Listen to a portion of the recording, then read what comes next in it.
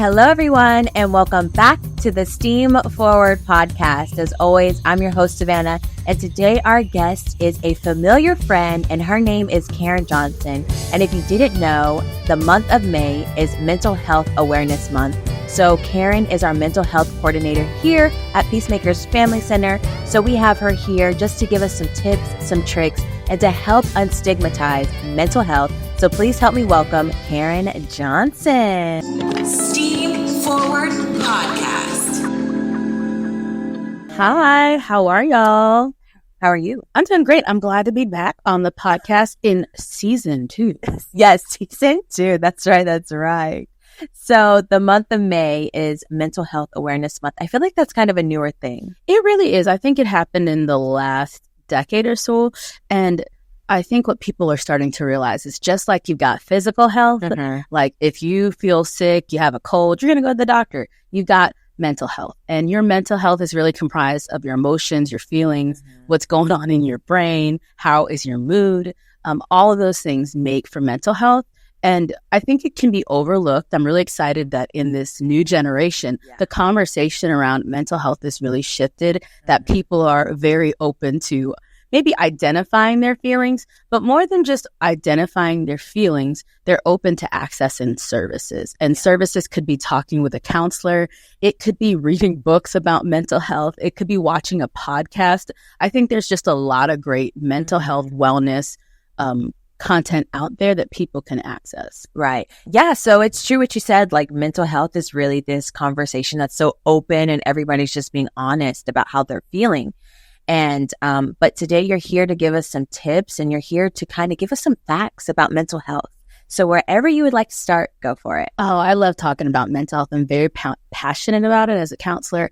And I just really want people to live healthy, well lives. And a lot of that starts with you identifying when you are well and when you're not well. So if you're watching this, I want you to think back. When was the last time that you felt genuinely happy? Yeah. That could have been at Disney, because that's my happy place. Yeah. But where you felt really happy and content in your skin. Well, so you've thought of that. When was the last time that you just didn't feel like yourself? Yeah. And why was that? And can you put words to it? Because a lot of times when we're struggling with our mental health, we feel off. We don't feel like ourselves. Maybe we've lost interest in activities we previously enjoyed. Maybe our mood is down. We're feeling pressured in scenarios in our life. And it's us having this awareness to put the words to it. Yeah. If you're struggling with anxiety or depression or just mood instability, what's happening, and being able to own that, like, hey, I'm not okay. And that's okay. Yeah. You don't have to solve all of the problems and the issues of the world today. Yeah. I remember when I was younger, it wasn't that I was, I think when I was younger that there was a lot of anxiety, a lot of depression there, just with like things that happened in my life. And one thing I noticed is that instead of like getting better, I think I was addicted to the cycle of it, of like, you know, it just feels better to be depressed, or it just feels better to be anxious. Like there's really no other way to feel, because everybody is feeling this way. So why would I want to fix that? And it gets so normalized, and that's predictable to you. Yeah. So we can get in this routine of, well, I know what it feels like to be down. This is how it's going to be. And then in a couple of days, I'm going to maybe feel anxious about these things. And then you create this cycle and routine, and you're thinking, oh, there's not a better way to feel. But I'm telling you, there are lots of other better ways to feel. And it takes that like time to really check in with you, maybe even talking with a trusted adult. Right. A trusted adult is somebody who's over the age of 18, preferably 21. And guess what? Adults need trusted adults. You need friends. You need people who you can go to when you're like, hey, I'm just not having the best day, feeling a little off.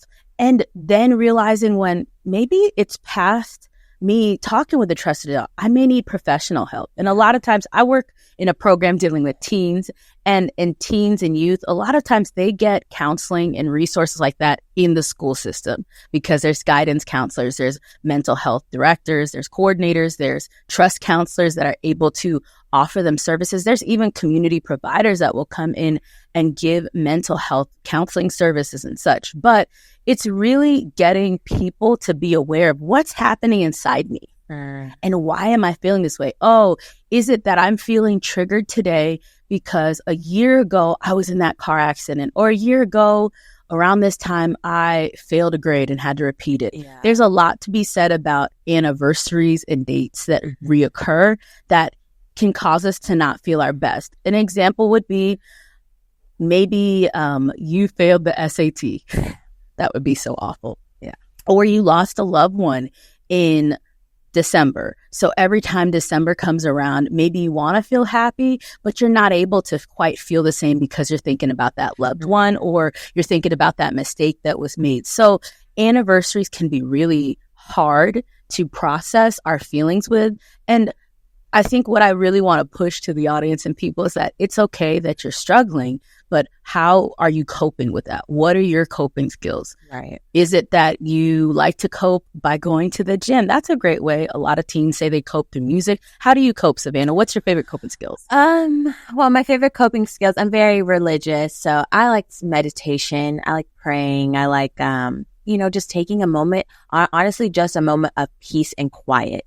I don't think that a lot of people really value that. Mm-hmm. And I think it can be scary at first because when you're alone with your own thoughts and your own brain and you're like, now I have to really self-assess what's going on. Like when I just have like 5 or 10 minutes of just peace and quiet and I'm really big into self-awareness. Like where do I need to really focus and work on myself?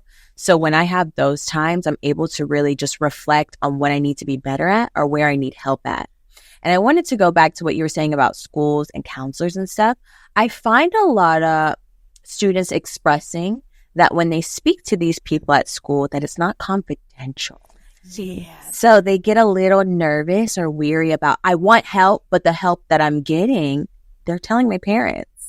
Yeah, and that's the challenging part about being a minor. Yeah. Because there is confidentiality, but there are big limits to it because they are under the age of 18. So if a youth was to go talk to a guidance counselor, if you're disclosing that you're a danger to yourself or others, they've got to disclose that to your parent because they want to. That's what the law requires. And if you're not aware, counselors, social workers, we all are governed by laws that we have to work to or we can be prosecuted.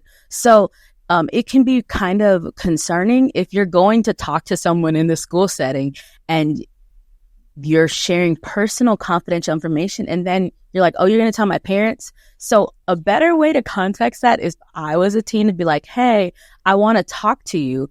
What is this conversation going to be confidential? And really getting them to explain to you what stays between you and them and what goes to your parents. And if you need help talking to your parents about certain things, you may not know how to share with your parents. I'm struggling in a class. Yeah. You may need another person to help support you to be honest that maybe I'm struggling in the class because I'm not able to focus. Well, why are you not able to focus? Is it something that's going on inside your brain that you need a little bit of extra support with? Or is it something else? Is it that you're not able to sleep at night because you're feeling anxious? Because that's a common occurrence as well. So I would really encourage teens or kids to ask some more questions. Sometimes we just take things at face value of like, oh, you have to tell my parents. Well, what do you actually have to tell my parents and how are we going to go about that? Right. What are the limits to confidentiality? Because we want counselors and social workers do not want to disclose all your business to everybody. Yeah. But it's really hard when the laws are set a certain way that we have to protect ourselves as well. Yeah, absolutely. And I was going to say, like, is there maybe some advice that you could give to younger people about even opening up to their parents? Like, where could they start? Because I know some people will probably say, well, my parents think that mental health is not a real thing, or like I'm just being lazy. That's why I'm not focusing, or they just don't take me serious. So is there maybe like some advice to kind of open the door? That's a good question. And it all depends. You know, we work with a lot of students that have island parents, and I am first generation Jamaican, and I had an island mother who I couldn't have been like, I'm sad. She'd be like, what you sad for? So I get with island and Caribbean parents that if you approach them a certain type of way, you're not going to get the support that you want. So you may even want to take it from a more exploratory conversation like, hey, back in the day when you were in school, did you ever find it stressful? Yeah. And maybe they'll be like asking about their experience and then connecting it to yours and be like, well, hey, right now, I feel overwhelmed because I've got all these classes, these responsibilities and tests. And sometimes I feel this way. That's a great way to approach it with honesty and truth.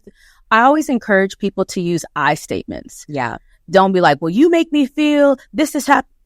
Mom, I feel sad because ... and then sharing what you're feeling and why. And if you're like maybe not aware of what you're feeling, sit down, take that moment and focus on like, okay, today, what did I feel? Why did I feel that? Yeah. When did I feel it? Get some more context to what's happening inside you so that you can disclose that to your parent or trusted adult, and then ask them how they dealt with that. Because guess what? Chances are your parent has probably felt stressed. Yeah. They may feel stressed Still now. do today. Yeah. With all the responsibilities they carry. So you could even ask them, Mom, Dad, how do you manage stress? Maybe they don't. Maybe this could be a great exploratory conversation together. Maybe they can give you some good advice, but the self-awareness of like you sharing your story with them can build connection, because most parents are very busy. They have a lot of responsibilities, but they genuinely care about their kids and they don't want them to feel not supported. Right. Absolutely. Love that. So, so if a student is feeling anxious, is there any practical, like right now practices that a child could do to help them kind of calm the nerves? 100%. I'm going to break out my phone for this because no problem. We were talking about it. And I love one of my favorite grounding exercises. It's used in mindfulness. It's used in therapy settings. Is 5, 4, 3, 2, 1. And what I love about it is I can just do it with my hands. So what are 5 things that I can see? So right now, Savannah, name 5 things you can see. I can see greenery. I can see a blanket. I can see Karen. I can see your Stanley Cup. I can see a TV. Perfect. And what are 4 things you can touch? I can touch this table. I can touch this microphone. I can touch my hair. I can touch my jacket. Perfect. And what are 3 things that you can hear? Here, I can hear the microphone. I can hear the silence, and I can hear me breathing. Perfect. What are 2 things that you can smell?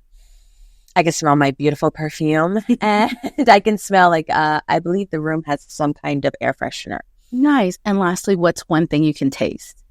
I can taste my lip gloss. Perfect. And I always like to finish it up with, what is 1 emotion that you feel? Right now, I feel content. Love that. And that is the 5, 4, 3, 2, 1. It's an easy grounding exercise that you can do anywhere. You can do that in school, at your desk.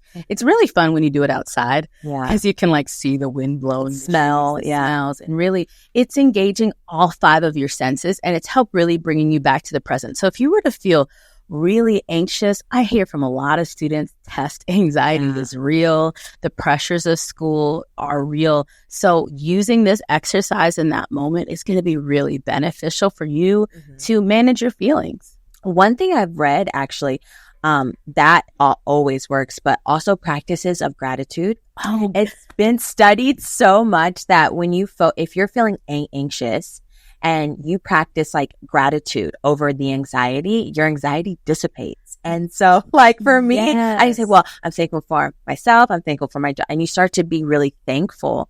And then your anxiety kind of subsides. 100%. And let me tell you a little bit more about this. We were talking about it yesterday, is that gratitude, it's been researched that literally people that are grateful live healthier. Yes. It will boost your immune system.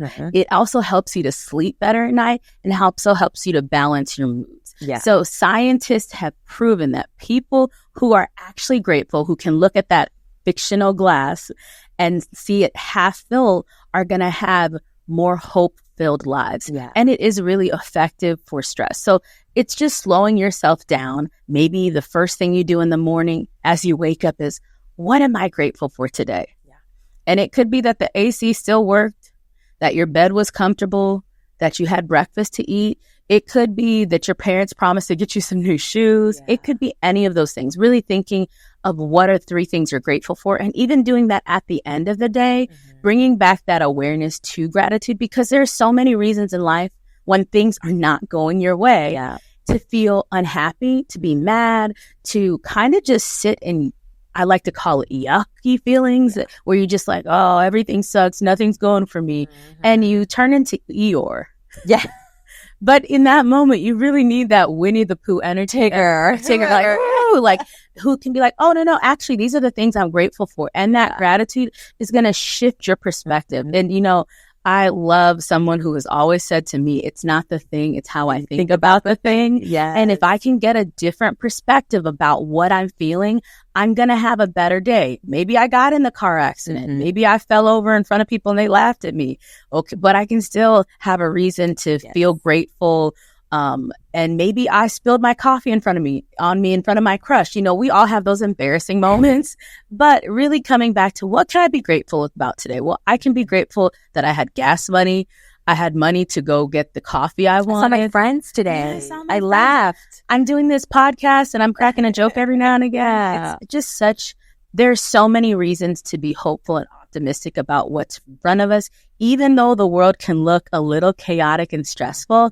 But when you shift your perspective, when you live that grateful life filled with gratitude, you're going to be able to conquer those anxious times. And I think a lot of big parts of anxiety is we live in such a technology-driven world. My goodness. And so one thing I strongly suggest or really encourage is that when you wake up in the morning, I call it S before S. So that's sun before screen. And I think that when you wake up and the first thing you do is you hop on Instagram and then you're like, oh my God, this person's outfit, I'm never going to live like this. They have a better life than me, da, da, da, da. I feel like, and then you start to doom scroll. That's what I like to call it. Oh, doom scrolling is so problematic. And so I think that the problem is we're not doing healthy things for healthy lifestyles. The funniest moments of doom scrolling is when you're in bed and smacks you in the face because you've fallen asleep. Yeah. Literally, your brain, if you're not aware of this, the blue screen is telling your brain to stay awake, even though your body's like, it's time to go to bed. And as much research that has been shown how detrimental social media is really for teens and even for adults, it's that whole comparison game that how can I compare my life to your highlight reel? Yeah.